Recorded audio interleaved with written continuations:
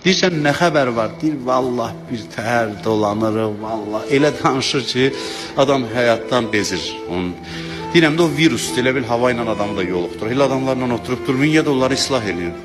Ağzını açır danışmağa şikayət edir. Nə bilim, vallah, görmürsən günümüzü falan. Axı, nə olub sənin günüvə? Şükür Allaha, yaxşı sözlər də var danışılası, yaxşı məsələlər var ki, onu qeyd eləmək olar. Ona görə duada deyir, əvvəl şükr elə. Çünki yoxumdur sözündən Allahın xoşu gəlmir. Bizi öyrəşdirmək istəyir ki, dilimizi açanda əvvəl deyir, şükr elə.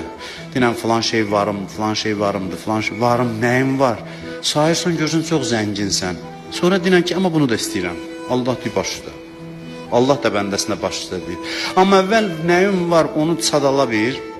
İmam Hüseyin ağanın Ərəfə duasına baxın, Allah qismət eləsin Ərəfə günündə Kərbəlada olmağı, həcdə olmağı, Allah bütün arzusunda olanlara nəsib eləsin. Orada Ərəfə duasında İmam Hüseyin əleyhissalam sadalayır neymətləri, bir-bir onlara şükür eləyir. Neyməti sadalamağa öyrəşmək çox yaxşı bir məsələdir. Yəni, dili yaxşı şeylərə adət edəsən. Bundan başlayın, yatmaq, yemək və dilinizi danışanda sözlərinizi çalışır ilə tənzimli ki, yaxşı